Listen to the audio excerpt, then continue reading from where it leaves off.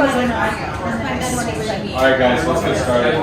Let's fly through this. 30 minutes or less, and then let's have an open discussion. Does that work? Thanks for all coming in, by the way. I'm parking repetitious. The biggest thing here that I want to go through is I want to go through the act of preparation and the performance part of a listing presentation and being with people, right? What I'm not going to talk about specifically are scripts, objections, whether or not we're going to help fix their deck, if they need new carpet, if they need to get that cat out of the house for showings, none of that, right? Because we all know the answers to those questions are pretty easy. We can talk about objections afterwards if you guys want to, about commission and whatever else really comes up. But the biggest thing that I want to stress here is the listing presentation, the way that you conduct yourself is your own. Number one, like if you think there's a silver bullet in listing homes, if you think there's like some magic presentation or something out there that you can buy or do to have success, it's just not true. It doesn't exist. So the way that I like to look at it is what things that we can control and the things that we can do to put us in the best foot forward to end up being that person that they want to list with, right? And hands down, the number one thing that we can do, we all have control over, is how we prepare for the appointment. Number one. So I want to talk about that. Number two is what you actually do when you get to the house, right?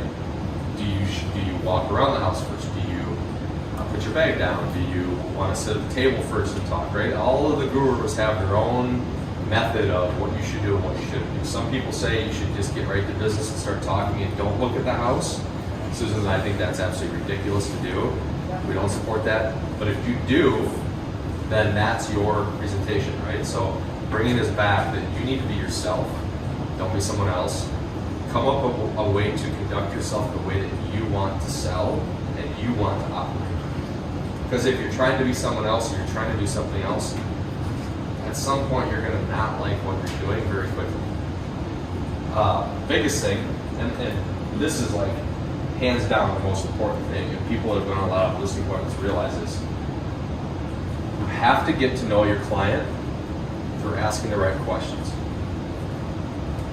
100%. So, if there's one thing you take away the questions that we're going to talk about once we're actually sitting down at the table, talking with that person. Because number one, all in all, you guys might have heard this, people work with people that they like, know, and trust. Listing appointments are literally a personality contest. It's all of the information is out there on Zillow. They already know the price of the home. They know probably 80% of what we do on a marketing basis. They want to hire somebody they know who's going to show up, perform the way that they promise they're going to perform, and follow through, be in communication, and be that person that's going to support them, right? So when you craft your approach, craft it around that. How are you going to be that person that's going to promise all of those things, right? To me, 90% of winning a listing is in the preparation. And I love this group here because we have experienced people, we have new agents. I, as a brand new agent, have taken down some of the most successful realtors in the state who've been doing this for 30, 40 years by knowing the market better than them, knowing the neighborhood, knowing the comps, and knowing how to ask the right questions so they know that I am their guy, right? And we all know that top listing agent will walk in, they'll fly through some stuff, they'll say sign here, and they'll leave. People don't want to just be a part of a quick transaction. They want to get an experience. And that's your goal, and that's what you need to do, right? But Rachel is not Nicole, and Nicole's not Brian, Brian's not Nate. And that's what I'm trying to say is we are all very different, so you need to come up with your own way of doing this. Okay, so to prepare for a listing appointment, if I'm going to tell you it's the most important part, which I believe it is, let's talk about why it's the most important. Okay? First of all, who wants a stranger in their house for like 2 hours? Anyone here like to have strangers in their house for 2 hours? Like even a past client, like I don't want to be in one of my clients' houses for 2 hours, right? So how are we able to spend a little amount of time, ask the right questions, and get out of there quickly? It's through preparation. It's through what we send them before we get to the house, and it's what we talk about when we get there. one of the most powerful tools that we are not using right now is our high note presentation. I was in a room yesterday with like 18 people, 15 to 18 people that do 25 million or more in business in Minnesota here at a mastermind, and they didn't even know what high note was. Think about that. Stupid silly. This, you guys, is one of the best things we can do for listings for a lot of reasons. Number one, you can articulate and show them the things that we do on the marketing side, how we're going to sell their home, and how we're going to go through the process. But the most important part is you can see the analytics on the back end of this program. So, Rachel, if I send this to you and you and I are meeting a week from today, and in my email it says Rachel's looked at this presentation for 56 minutes and 14 seconds. What does that typically mean? She's a real seller, right? She's interested in what you sent her, and she's taking the time to actually digest it. Whereas, Travis, if I send it to you and a week goes by and I don't see that you even acknowledged it or clicked the link, in this email it says, hey Travis, I am very much looking forward to meeting you on next Friday.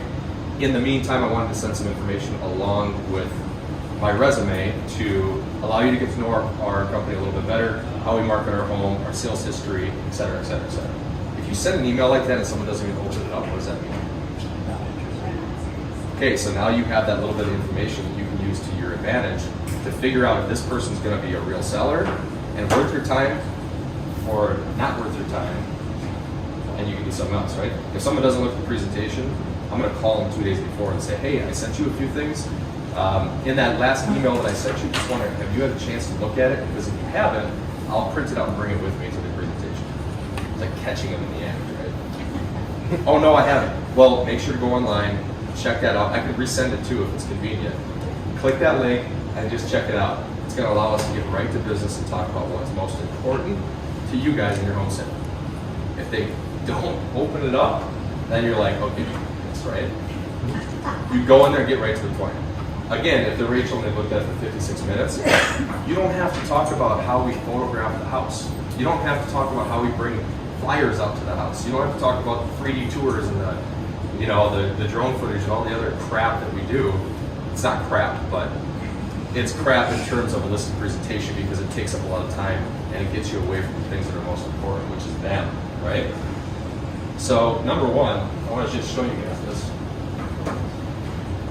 Every time we send this out, if somebody simply clicks this, it sends me an email. Oh, that's great. Sends me an email in real time that says, Chris just opened up your presentation. Literally just emails you and you're like, oh, they're literally watching the video I sent right now. So in this section that was supposed to play, I would say, how about that thumbnail, by the way? I would say, hey, it's Mark with Pemberton with Pemberton Homes.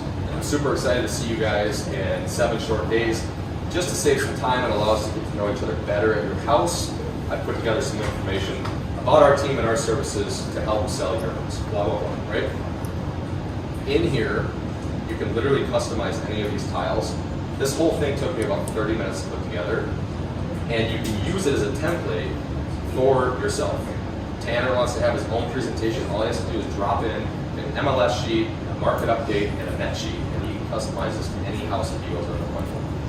So this is going to save you a lot of time down the road.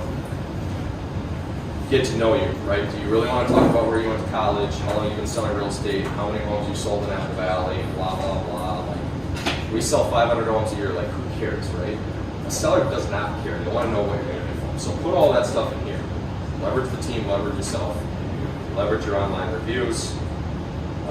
Knock, this is a home service regarding cash offers, so if somebody's interested in a cash offer. Every time you click on one of these tiles, it tells you which tile they opened up and how long they've looked at it for. It's very, very key. Chris was talking earlier about one of her acquaintances, you said, not a friend, who for sale by owner of $1 million property and used cell phone photos. Chris is wondering, how can I get in and have this initial conversation without being like pushy agent, right? Create a high note presentation for their home, show the value that you offer and the market knowledge you have, send it to them, and track the analytics on the back end and see if they're actually looking at it. Like, how genius is that, right? rather than a phone call like trying to knock down this building, right? Which usually doesn't work. All right, we talk about the importance of measuring homes. We talk about what's happening in the marketplace. This, you guys, is just literally dropping a JPEG into a presentation that you're looking at, right? Yeah. Do you think it'd be more beneficial to have more in-depth like market updates that in person with them versus here's all my information Yeah. and then they can go to somebody else and be like, well, this guy sent me this. Yeah, I do, and I'm going to talk about that too. Okay. This is just a city overview. If I'm listing a house in Chaska, this is just giving us some, and like the consumer really doesn't look at this and realize what they're looking at. They're just looking at a bunch of numbers. It's like us if we're looking at like a Northwestern Mutual financial statement that we can email them every quarter and show us how our portfolio's doing. You're just like, okay, I see that line and like, hopefully it went up and then it go down. But like, you're not looking at like, you know what I mean? But yes, Rachel, I do agree. And there's three things that I think are most important to talk about when you're actually there. It's explaining your process again of how you're going to get from point A to point B. It's the market and where we're at, and then it's what is that net number looking like and what are they walking around. If I'm going to talk about anything number related, those are the three things I want to talk about when I'm with them, rather than just sending it, right? But, and here's the deal, Rachel, if you don't like having your numbers in here, don't do it. That's the great thing is like, be you, be the person that you are, present the way you want to present. You can't lose when you do it that way. Because if somebody else doesn't like you at the end of the day, if they don't like the way you talk and they didn't listen with you, like, screw them, right? So I think just be you. Like, I don't put my comps in here. Yeah, okay. I don't either. Yeah. I don't use that. General data, give them an idea, and then I always summarize like you did on the side because they're gonna look at that and be like, I don't know, give them the short. Yeah. Tanner, you use that. So to breeze through this, because I've already nailed this point, we talk about our strategy, we talk about our stagers, we talk about our marketing, we talk about how we're different from other people. This should open a video. The flyers, as you can see, the importance of staging. So if somebody says, like somebody's going to read this and they're going to realize like, hey, Pemberton's have a stager on staff that can come in and help you with some of those decisions. When they're like, hey, should I paint this wall red or should I paint that wall green? I go, you know what? I'm probably not the best person to ask about that, but we can have a designer walk through your home with you and make those decisions for you or with you. How do we set that up? We can talk about that at a different time. Best photographers in real estate, we can talk about videography. This is my old home. Damian Tropovich bought this, by the way. Kind of weird. Seriously? Yeah. Sitting on my couch too.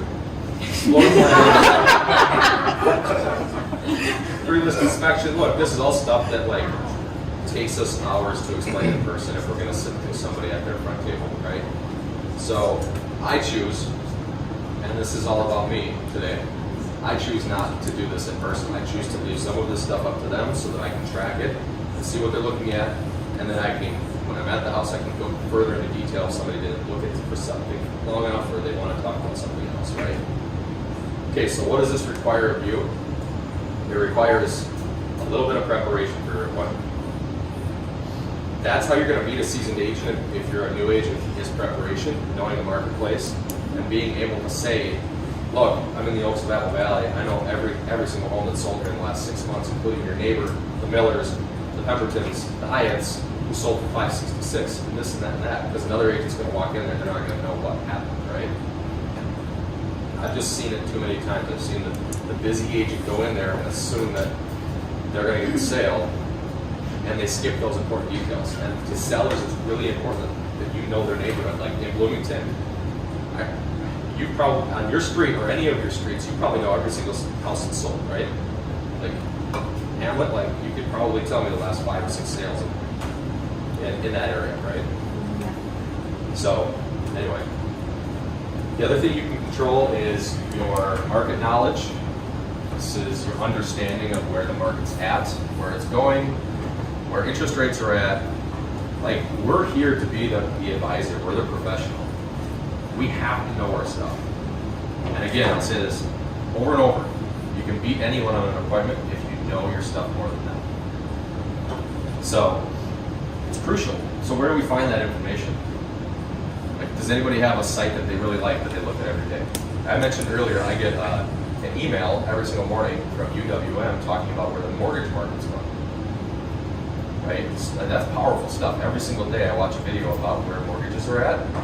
It's not like fun stuff to me. I actually don't really like it. But if somebody asks me where, you know, hey, I heard on Facebook that the market's going to go up 3 times next year. Like, how many times? Just, yeah, I won't point it. You can at least have that conversation, right? Like, tell me the importance of being prepared and knowing the sales history of a house or a neighborhood. Deb. You gonna ask me a question? Steve would walk around and just say, I sold that house, that house, that house, that house, that house, that house, that house. I sold that one 3 times. Yeah, but like, let's say we go to Brooklyn Park, and we don't know Brooklyn Park, right? You have to know your stuff. And the cool thing is Zillow is great. Like, it literally shows you a map with all the prices of recent homes that have sold. So you could be on your phone driving into a neighborhood, go on Zillow, last minute, and be like, oh, that's right, that one sold for that. Right? What else can you do?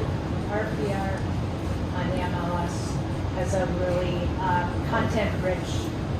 It's free, right? It's free, Yeah, and, that's and nice. for a lot of homes that you can't find on the MLS, you'll be able to pull up history and tax I think their value information. model's a little closer to, like, the automatic value it gives it. Yeah. So I mean, but it gives you, schools of comps, all kinds of things, and you can tweak it too. So if you know that a property's been updated, you can make some changes and it'll change the price point, so you can have a more focused set of information for something that maybe doesn't have a history of MLS. The other one's just MLS, right? Right. Run a CMA.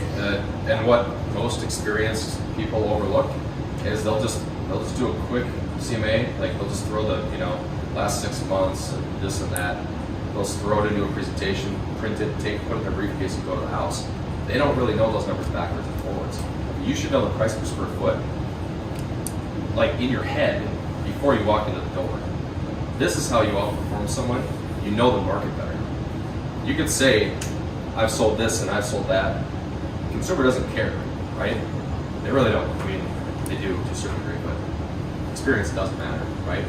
If you walk in there and you know your stuff backwards and forwards, you can crush it. One of my favorite things to do was looking at the MLS every single day. Every morning, I'd wake up, pound caffeine. If I had a listing appointment that day, I'd run another CRM just to check my numbers. I would know the price per square foot. I would know all the comps. I would have that stuff memorized where I wouldn't even have to bring it into the appointment. On the buyer side, I mean, I can't even, like you guys, I'd open my computer, the first thing I'd do is go to coming soons and new listings. Every single time. So like, the joke used to be like, Parker knows houses are coming to the market before they come to the market.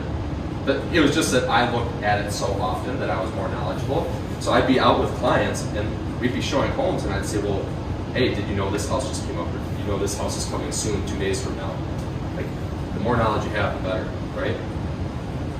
Is there any other place that you guys like to look for real estate related? It's just interesting, you do price per square foot. My big thing is percentage of list price, what it's sold for, and how many days on market. Perfect. Because I want them to get realistic about pricing the house. Well, and let's talk for real here for a second. A CMA is right now, right? It's not when you're listing your house in June. So a price that you tell a seller right now is not necessarily going to be the best price 6 months from now. So us knowing if the market's going up or down based on several leading indicators is going to allow us to sit with them and say, Jackie, right now, if we're to list your house, it's worth $500. But in June, everything that I'm researching shows that the market's going to go 5 to 6% next year. So right now, this is what we're looking at, but I think we need to reassess things as we're getting our photography ready to get you a price that you're comfortable with at the time, right? Whatever it is.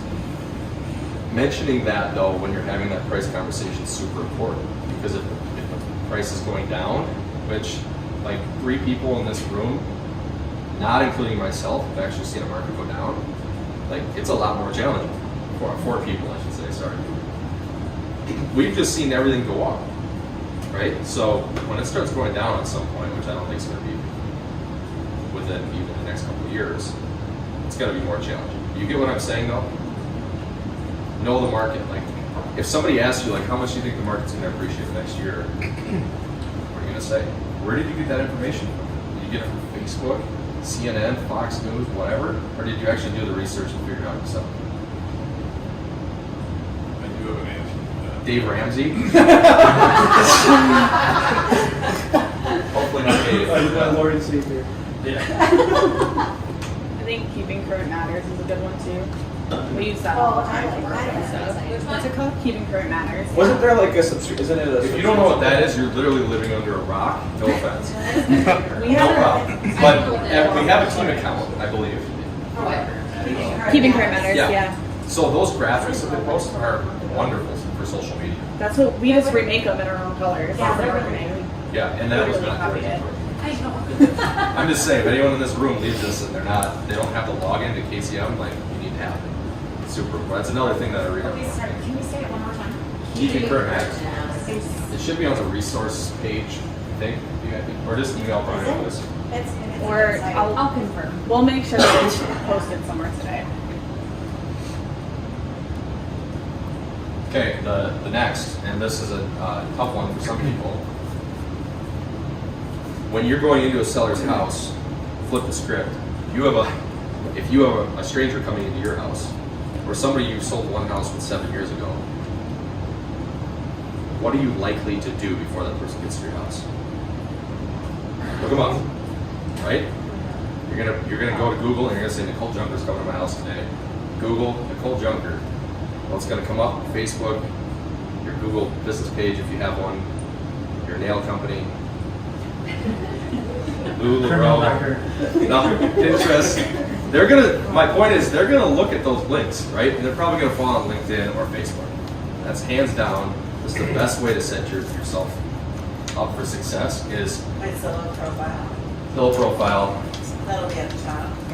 I can almost guarantee it's gonna be Zillow, Google, and Facebook, Facebook. and then probably LinkedIn. So like, if in this group doesn't have to worry about this, but they go on there and they see a bunch of partying pictures and videos and stupid stuff, or you're just not talking about real estate, you're making a huge mistake. So the number one way is assert yourself as the advisor on social media first. People can go on my page and look at videos all day long. Whether or not they like me or not, I don't care. When I get to their house, they know I'm serious about real estate, right? I'm not like serious about something else. I sell real estate and I post about it all the time. I think people can tell that, right? I think. And I'm passionate about EXP. I talk about that sometimes too. But it works. I've got 200 people in my downline at EXP. It's not bad. I mean, just because I post about it on social media. So the number one way you can set yourself up for that is be the advisor on social first. Talk about what's going on in the market, right?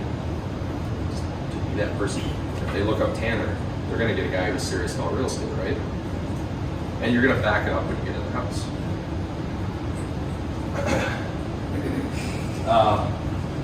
Lastly, it really is just a personality contest. People will list their home with somebody that they like the most.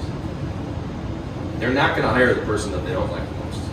They're not going to hire, like, if they have 3 people in their house, they're not going to hire the 3rd person who they hated because they knew, like, because they're on a double, right? And you guys know that. You go in 10 houses you go into, you get 2 of them, right? Which just makes my point even more correct. They're going to work with the person that they like the most. So be yourself. This is your approach. Match your clients. My dad and I talk about this all the time. And his deal is look nice, look good, feel good. Mine is just be yourself. Show up, be the person you want to be. That's my approach. And remember, I'm the one talking today, so I want to reassert that. I will go into an appointment wearing sandals and a golf shirt if it's somebody I know that that's acceptable to do, right? If I'm going into $1 million listing, I am going to put on a sport coat. It's just the way it is, unless they're my friend at Hazeltine and I golf with them. And sandals. Yes. There's a reason why I have 2 sport coats hanging in that closet, just in case I have to put one on. With your black t-shirt. With a black, yeah, exactly. Okay, so what to bring with you to an appointment? Have to have internet connection. If you're the person that's sitting at the table trying to connect to the internet, you're already losing. If you have an iPhone or Android, you have a hotspot on your phone. Before you go inside, connect your computer to that hotspot. Do not be the person that sits there for 10 minutes trying to connect to the internet. Better yet, buy a hotspot. You guys all make a ton of money. $50 a month, get a hotspot with internet on it, carry it in your pocket, you'll never have an issue, right? Computer, printed CMA, always important. Bring in your stats, specifically page 12, typically. That's our page 12, because I copied Steve, but the page 12 is where it breaks all the numbers down. Active, pending, solds, price per square foot. Make some notes on the bottom, put it on the top of the folder. I always star like my best 3 comparables. So like you could have 12 comparables that meet the criteria, but when you dive down and like really look at the pictures, like I always put a 1, 2, and 3 next to my top 3. So whichever ones are closest to the square footage or have the exact bedroom, bathroom, or you know, if the kitchen's updated and your client's kitchen is updated, like really drive down and like Parker said, don't just print out the comps, like know the comps. And no page 12. But that's for you to keep, that's not for you to give them. Especially if you're gonna make notes on it, right? So keep it in a folder like this that looks different than the one you're gonna give them and put it back in the previous. Your net sheet. So the net sheet, we used to print them out and bring them with us. I am more in favor of having this at your computer in case you need to make additions or subtractions, or you want to talk about the difference of like, hey, in case we get an offer that asks for closing costs, cool, here's your net number. You want to talk about low, medium, high, you can change it, right? So it just makes more sense. You can flip the computer around, show them the net sheet. It's just, unless you're super good at math, but I'm not. Like, it's funny, I was actually thinking about this last night, but like, could anyone here tell me what 345 times 600 is? Because we're all trained to go on our phone and type it in, because that's what smart people do, right? But like, if they're like, hey, well, what if we get 4.5% less than asking price, 5 or blah blah blah blah blah. No. Yeah, Steve could get pretty close, whatever. What net sheet do you use? So I like the spreadsheet when I'm in front of them and we're talking about different numbers. I like the closing company's net sheet when I'm sending them the post follow-up email. Does everyone know what that is? So every closing company who has a website has a fee calculator on their website. You go on there on the buy side or sell side, you can print off all of those net sheets for them. Very slick. Just so you know, it does alert the title company just like High Note alerts us. So they know, like Kara knows when you're doing that, just so you know. Not a big deal. Okay. I think I've hammered that pretty good. Obviously, we need to prepare for our appointments. If you guys want to go deeper into how to do a CMA, if you want to talk about how to create High Note, if you want to talk about what should be in your videos, whatever, let's talk about that a different day. Do you ever do a two-step? I mean, if anyone says no, I think they're lying to you. Like, I think so. I couldn't hear that. A two-step appointment. Do you ever do a two-step What's a appointment? two-step appointment? I mean, I'd You say want to see like, the house first. Because there are some houses I've gone into that have never told, I have no idea the condition. And I would be presumptuous in pulling comps for a house I've never seen. can you get pretty close though? Sometimes. Or could you, in the initial phone call when you're setting up, if you know it hasn't sold, could you ask leading questions about the And I've done that, condition? the couple times I've done it have been older people. Yeah. Just, When they're in the house. Let me comment on that if I can, the two-step yeah. appointment. The two-step appointment, for the most part, if you went back a number of years, it was almost commonplace. The time to do a two-step appointment is number one, if you feel like you're losing ground. Number two is if you've got competitors that suddenly they start talking about that are now coming back to the appointment, and you feel like you need to have more ammunition than what you currently have. That would be when I would do a two-step appointment. The other thing is when you get to a really complicated property, and there's probably not that many people in this room that have gotten involved in really complex properties. In that case, you probably have to do a two-step appointment. And I think for newer agents, that might be a little more comfortable. That's how I started in the business, was I would do a two-step, but I wanted to see the house first, just wondered if you would. Yeah, I mean, the question is, have you ever, or would you do it? Yeah, I mean, absolutely, right? Like, if it's necessary, yeah. But most of the time, I want to go in there and get it the first time. I And- think you can't be afraid to ask for the business the first time that you're there. Right. Because if you don't do that, somebody else is gonna come in and do it. Yep. And then you just lost. Because they got the paper signed on the spot and you didn't. Yeah, there's just so much can go wrong after the fact, right? Yeah. And there's uncertainty that creeps in, and then they start to forget what you talked about, some of the details you talked about. So, I don't know. Do you bring papers with you? Nope. Yes. Bill, do you bring papers with you? Yes. Who in here brings papers with Like you? listing. On the Listing appointment? papers. Oh, every time. Okay, Nicole, why do you bring papers with you on that appointment? Well, one, then you don't have to deal with technology. And if you get them to say yes right then and there, you say, great, let's get started. Problem solved. And they Go. sign it right then and there. Competition just went away if they signed it on the spot. You can always do a withhold Yep. and then go back and do a coming soon electronically if you need to. I think it's a Like- commitment too, for them to actually sign something. Yeah, affiliated agency and the listing contract. If you have to follow up with the input sheet, oh, and a copy of the disclosures, so you can do that. I mean, I've had, now over the last year, have I always done it that way? No. Have I had past clients that call me and say, hey, I want you to list my house? I go, great, I'll send you the papers.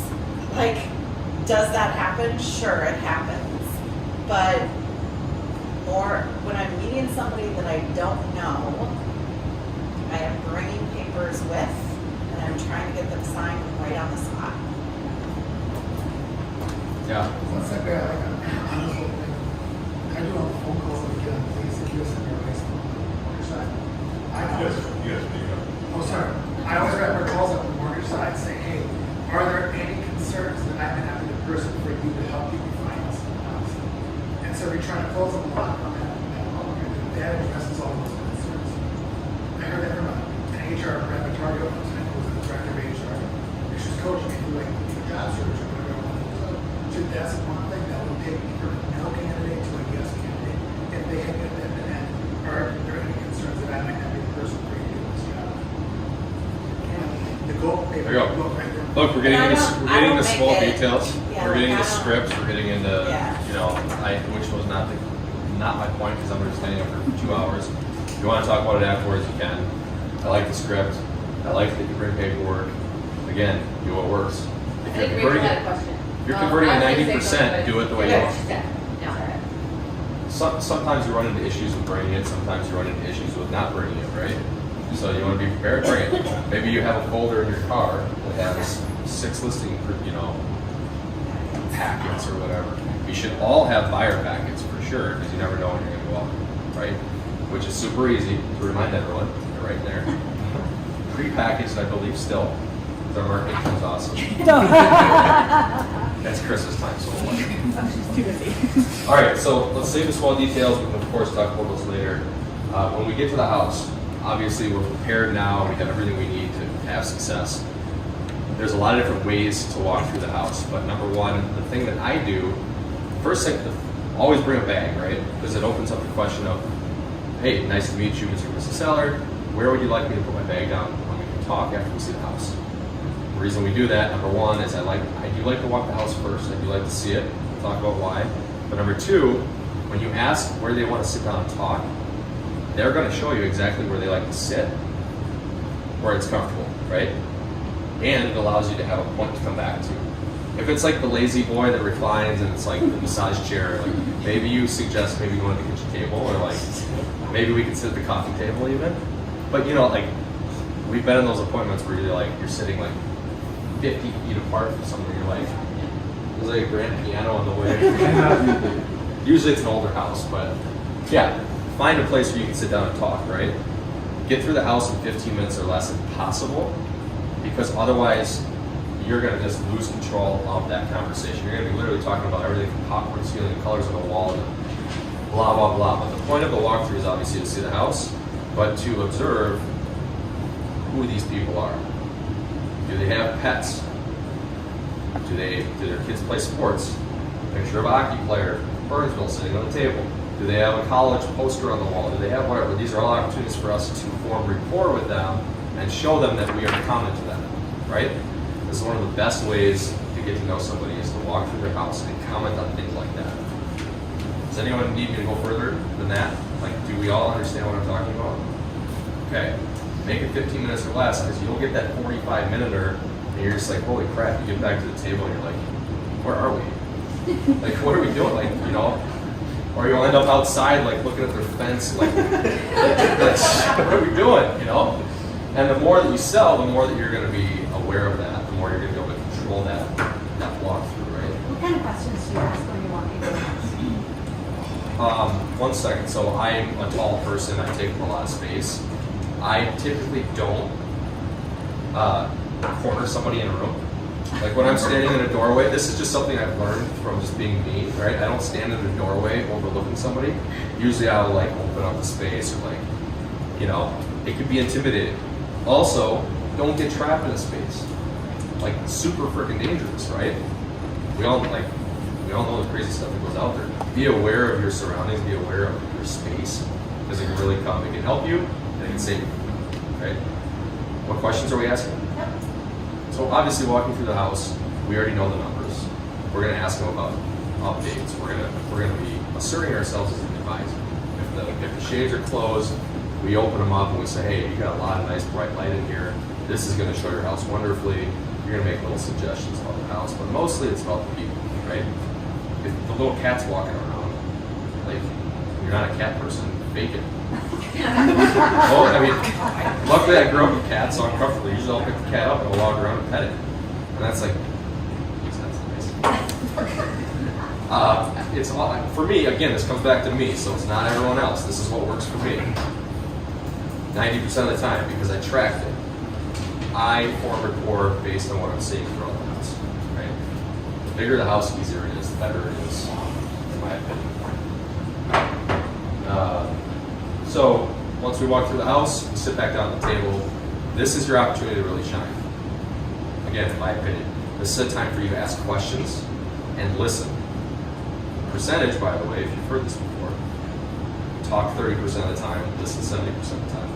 This is even more crucial in listing appointments because when you ask the right questions, the sellers are literally going to give you the answers to what they're looking for in a listing agent and a house sale. If you talk the whole time and they don't get 3 words in, you're gonna be like, this dude's on coke, or like, this guy like didn't even care to ask us questions. He just talked about himself the whole time. No one wants to work with someone that just talk the whole time, right? So asking these questions, number 1. Go share. What's most important to you in your home sale? Why are we sitting at this table today, you guys? I want to know specifically why this home sale is going to impact your life for the better. They're going to tell you. Travis is going off to college. You know, hey, I've had some success at work and we're able to upgrade. I'm having a hard time at work. I need to downgrade. Whatever it might be, they're going to tell you, right? I'm fairly certain that no one is going to be like, it's none of your business. Okay? They're going to tell you everything they ask you to come into their house to be the advisor to ask those questions. So ask those questions. Get comfortable with it. How does that change your life if we're able to sell your house? What do you want for your house? What is your house worth? It's okay to ask those questions to sellers. Well, I don't know, Nicole, you're the professional. You're right, I am, and we're going to talk about it. Well, I don't want to tell you, I want to know what you think. Perfect, we're going to get to that.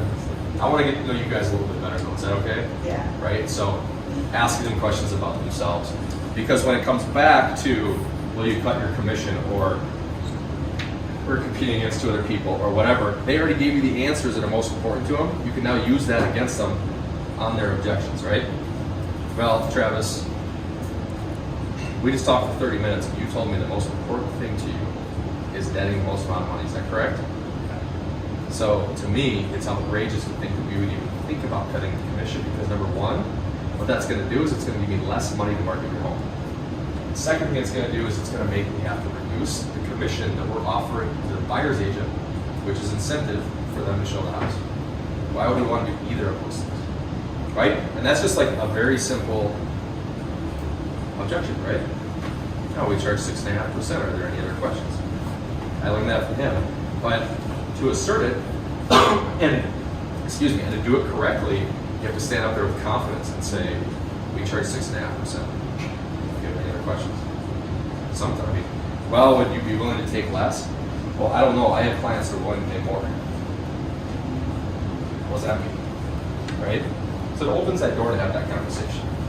Also, no one wants to work with somebody who's just going to cut their commission like that and be a coward. If they do, they're a discount client. But all you got to do is get more clients.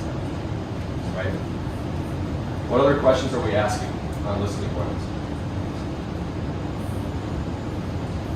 What else do you think would be important? What their timeline How would you ask that? is. In a perfect world, when do you see yourself in your next home? Or what's your wish going forward? How does that look? Let me ask you a question because this happens a lot too. When you ask that question, they start talking about the buy side purchase, the next house they're looking for. Do you like to take that conversation and just have it then? Or do you like to say, hey, let's talk about your house first and then move on? I note it. But then bring back to the listing piece. But, Sure. But acknowledge it for sure and not gloss over it, but acknowledge it. I think that's perfect. I mean, you can go down a rabbit hole where you're talking about the next house for 20 minutes because they're excited to upgrade or whatever, right? Then you come back to the presentation, you're like, where are we? Right? So again, I think Especially just if they need to list their house first, or their house first before they decide whether it's Yeah. truly important to focus on the now and not what we're going to do after. for sure. I think I would just boil it down to asking personal questions about their lives and why the home sale is important. Hands down, right? Like, and you can craft like 30 different questions about that, but focusing on them and why this process is most important to them. Like some people might say, I want convenience. Price, I'd like to get a good price, but I really want a convenient sale so we can move and have no issues. Because the last time we moved, my movers didn't show up. My dog pooped on the floor the day before I sold it, right? And that can open you up to a conversation of, well, we can get you a cash offer, or we can prepare it properly along our timeline and sell for the most amount of money. Which do you prefer? Right? Getting back to what they're looking for. So I do rather. And that's your personality. It is, because I want them to know that I care about both sides and not just give me the listing, whatever. So I think that's great. I do want it to be a smooth process beginning to end. And the end is that I'm helping them buy a new house as well as selling. Yeah. And would you say you get the majority of the listings that you go on? So then your approach is working, right? So I'm not here to tell you that your approach is wrong. I mean, my dad is great at storytelling. He'll tell stories for an hour and he'll win them over with his personality, right? That's just not me. I want to get from point A to point B, get the information, get out of there. And maybe it's just I'm a high driver personality, or I don't know. That's why I'm not the best for sales anymore, to be honest. It's like, The higher the price, I'm not the best at it. I will say this, the higher the price of the home, the better. That's the way. They get better stories. Absolutely. Okay, Let me just say one thing, if I promise I wouldn't say much today. But it reminded me of an appointment. No, I'll try to make this quick. Nicole, remember this. She had me come on an appointment with her, a past client of hers, that she had a house built. This is kind of interesting when you were talking about where do you sit. They had a table that was about like an aircraft carrier, kind of like where you're all sitting back there. It was a huge table. I'll try and get to this quickly because I was so proud of what Nicole did, I have to tell you.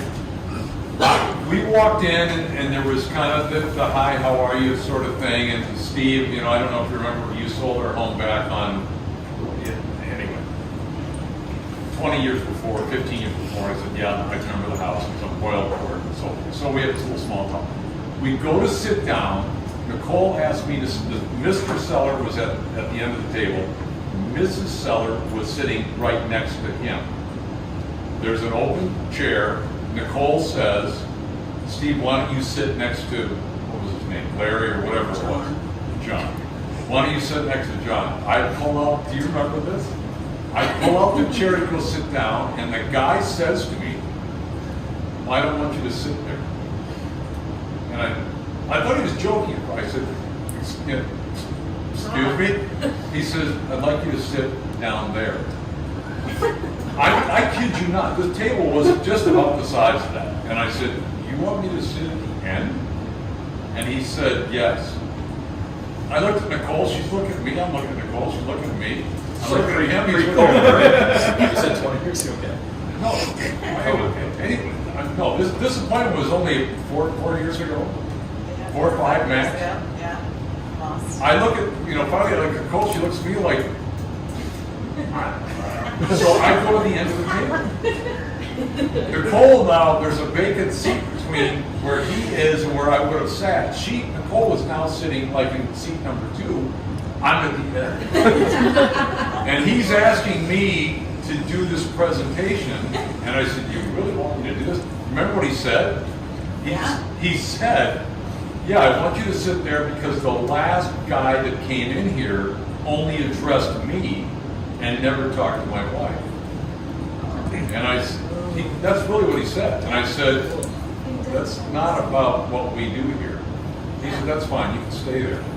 The best part was we start talking about fees, and we told him, I think we told him we were 6.5, between 6 and 7, depending on what we had to do. And he said, well, I've heard from 5 to 8. And then we got this little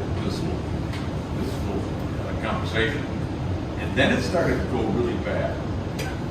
And I said, you know what, you can work with Nicole then because I'm kind of out of it at this point. He got really offensive. It was really offensive. Nicole pulls her seat back and stands up and says, I'm done. And I'm looking at her, and she's looking at me, and I'm going, honest to God. He said something like, I had worked with these people for like 2 years Yeah, to she get this killed house herself. built. Like I had killed myself. And he was being super rude and like really shopping us. And I was like, you called us here because of the work that I've done for you in the past. I said, I don't feel like this appointment is going in the right direction.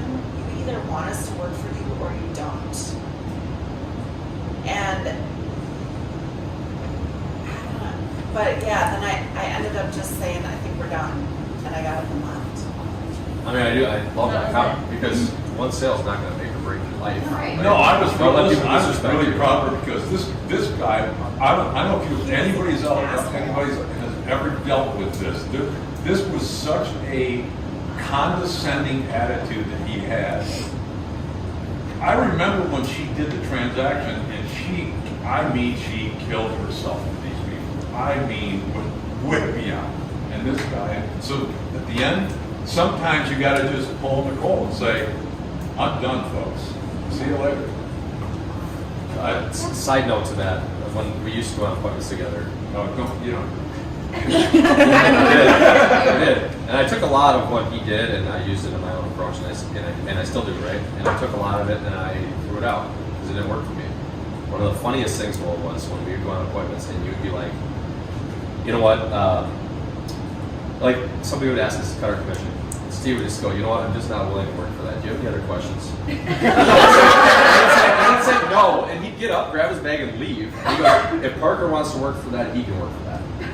What a power move, though. And then I would stay there and continue to talk to him, you know, and get as close to as I can, and then I sign it. I mean, late in your selling career, you did that more and more. Like, hey, I got to get to another appointment. Which is basically we've been here too long. It's kind of fun to do that. And then Bart It's was also sitting kind there of fun to trying to play seal it. once in a while. Yeah. Well, yeah, you're going to run into that, and obviously, and not obviously, but we can talk about those stories another time if you guys want, or how to protect your commission, or what to do when you're disrespected on an appointment. Right? Save that for another time. It will come up.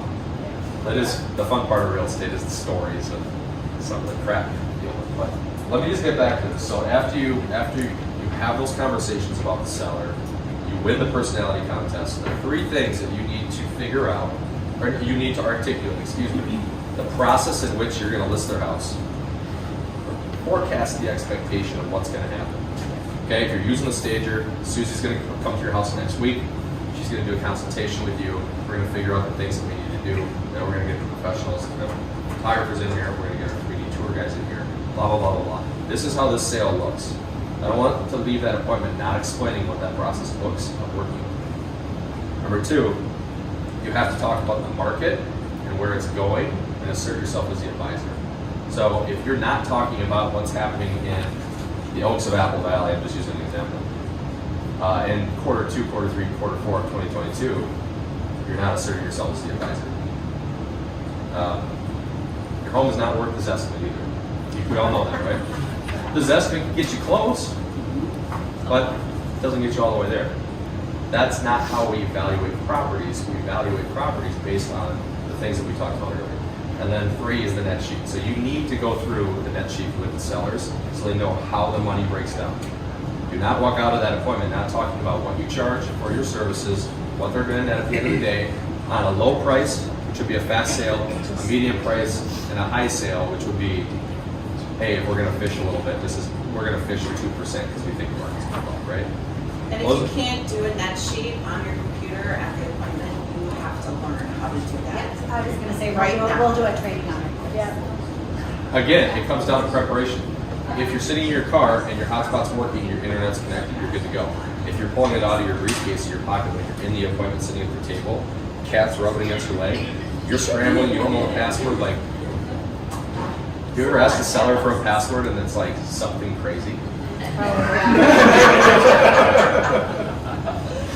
It's either the one that like Comcast set you up with, like I just set up one in California, Adult Lab 541. I'm like, how do they even come up with that? Like little kitty, like 6969, or like what? Boy, this is weird. Like, no, I swear to God, I've seen so many weird ones where it's like, how did you pick that, right? If that's the password, just Right, red flag right there.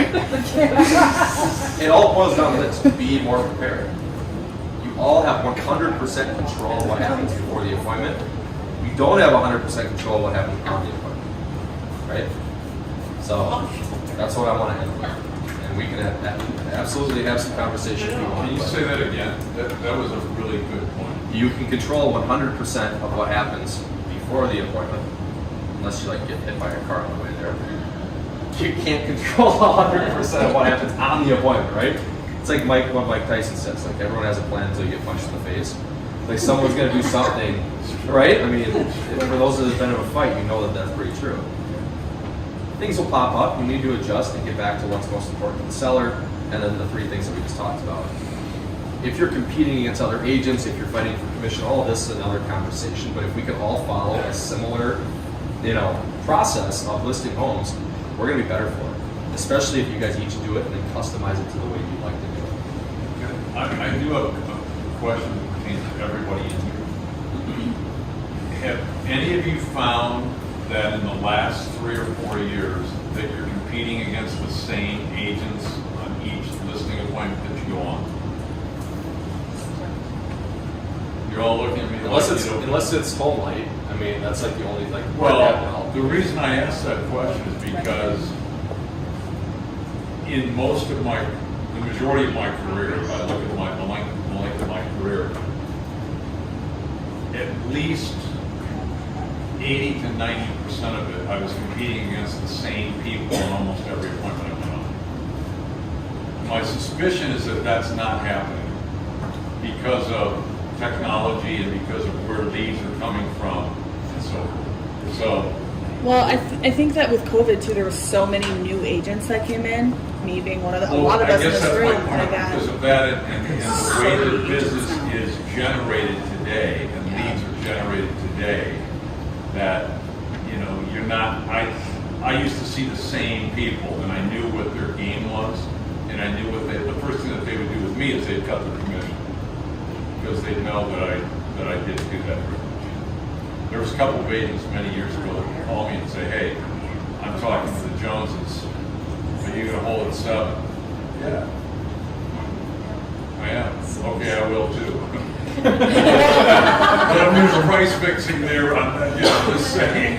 But, Don't be afraid to ask who else they're meeting with. yeah. Yeah. You guys want to go over any objections? You want to talk about commission? We used to fight for it a lot more when we were small. When it was like the three of us, like we would fight 6.5%, 7% like every single time, scratching and clawing. And you know, as a team leader, I probably shouldn't say this out loud, but we're doing 800 deals a year. We're going to do 1,000 next year. Like, get the listing signed, right? My philosophy has changed a little bit. Like, if you have to list 5.75 instead of 6, list the house, right? Like, I think in this day and age, I think there's just so many different disruptors. Zillow can buy your house. Actually, they can't buy your house anymore. You know, buy your house, right? Whatever. Like, Joe Schmo down there will give you a cash offer, right? Get the listing signed. But if you can do it there, it's best. But if that's the case, what I would much rather see you try and do is be a little more inventive, whereby, I'll tell you what, if that's the range that you're looking at, if this person's at 5.75 or 5.5, whatever the number is, I mean, I'm not a big advocate of lowering fees. I never have been. But if you have to go that direction, you might want to look at them and say, you know what, I've got a great idea, and I don't mind sharing it with you. It goes kind of like this. At 5.5, if we price it and it sells at 600,000 and below, that's one thing. If I'm able to sell it for 615 to 630, that's 6.5%. And if it's something between the two of them, 6.25 or 6. Think about that before you just cave in and give it away. I can tell you this from experience that Meredith Howell years ago. Meredith Howell and well, most of you don't know, some of you know Meredith Howell. Yeah. Meredith and I sold the same amount of real estate. It was, I don't know, 20 years ago. Meredith's number, I don't know what it was, 30 million, something like that, and mine was, and I made $100,000 more than Meredith did. Because Meredith would kind of tweak down her commission, and I didn't do it. And so she looked at me one day, and when they had awards at the deal company, and she said, how did you do? I don't understand how your income was higher than mine when we sold the same amount of real estate. I said, I don't know either. And then somebody told me that Meredith was dialing hers back, and I didn't. So if you're able to, you would be amazed. You sell 20 homes, you sell 40 homes, sell 100 homes. The incremental difference that you might be able to collect over 5 years puts a kid through college. I'm 100% serious. So don't just think you got to throw in. If you throw in, be creative on how you do it, and see if you can just grab a little bit more on each one of those that you have to throw in. So I gotta go, but You'll almost always get it. Thanks, Parker. I want you guys all to know we now hand out a trophy for the person that took the lowest listing commission. So take it for something percent, your name can have it. It is going to be prominently displayed in our office and on Facebook. Do you know who it was? Shame trophy. Do you know who it was this year? No, I don't know. But don't list something in force. Like, you're worth way more than all of our realtors are so much better than that. It's ridiculous. But Hannah, can you run through your presentation? I think this is awesome. If you're going to run through with a seller, like in person, this is what I want you to use. And Hannah created it. I think it looks awesome. So, Run through it. Okay. Okay. So listing presentation. Yay. Okay. So the idea is that you'll have slides that you can add in or take out depending on your seller, your situation, or what have you.